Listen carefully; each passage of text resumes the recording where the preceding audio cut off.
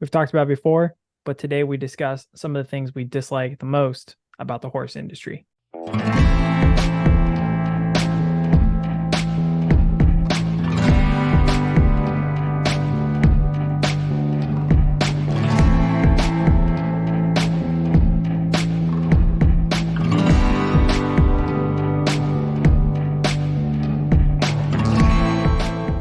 People's attitudes, horse people. We've talked about it.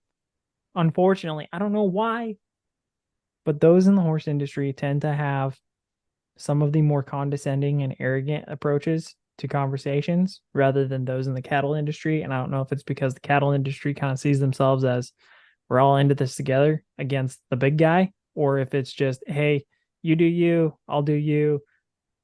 We'll meet each other on the end. It's okay. Like it is what it is. It's more like the Wild West approach of like, hey, you enjoy you, I'll do me. I don't know what it is, but man, I love talking in the cattle industry. When it comes to the horse industry, just I abhor it sometimes, and I'm curious what you think as to why we may perceive that to be the case. Well, I think I've come to the conclusion that it's based on the need. You talk to other producers of cattle producers, and you do kind of depend on each other in a way. I mean, some of the seed stock producers that are selling bulls or some good genetics with some building some bred heifers to sell, uh, they want you as a customer, and they want you as a repeat customer. And if you can do better, they do better.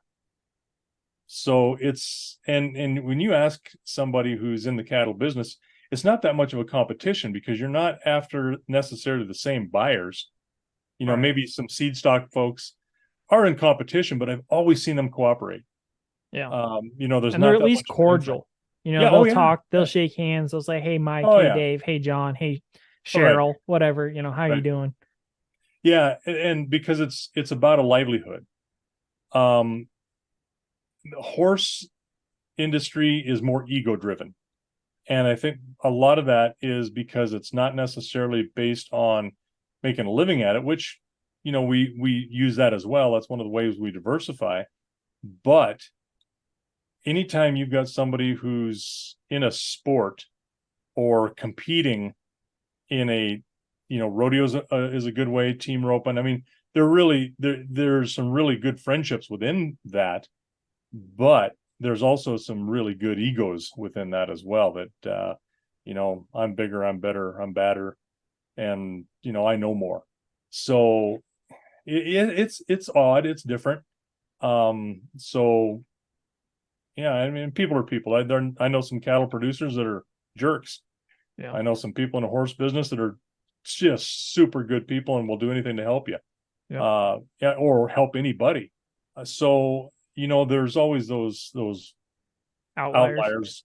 Yeah, but I think a lot of that it has to do with what's in it for me. And if you can help somebody in the cattle industry and they're helping you back, who cares whether or not you know somebody gets a shiny ribbon over it, because there's not a lot of shiny ribbons unless you're in some kind of the show stuff, which is, again, now you start to compete as a hobby or as a learner. And that's what you know uh FFA is really good. 4-H is really good for that kind of stuff, where they're getting kids to understand that it's a teaching moment, but they're kind of rewarded when they do well too, which is great. There's nothing wrong with that.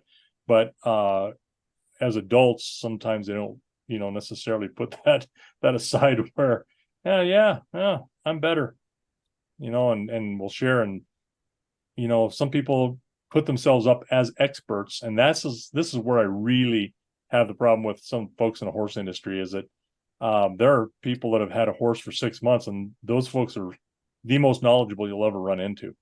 And unfortunately, I mean, it happens a lot.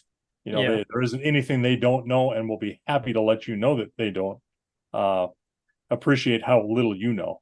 So it's interesting that way.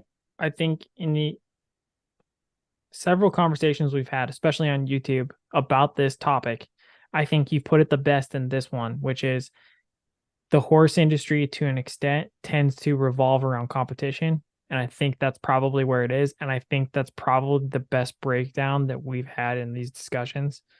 And that I think the root cause as to why you and I dislike the attitudes as much as we do so often.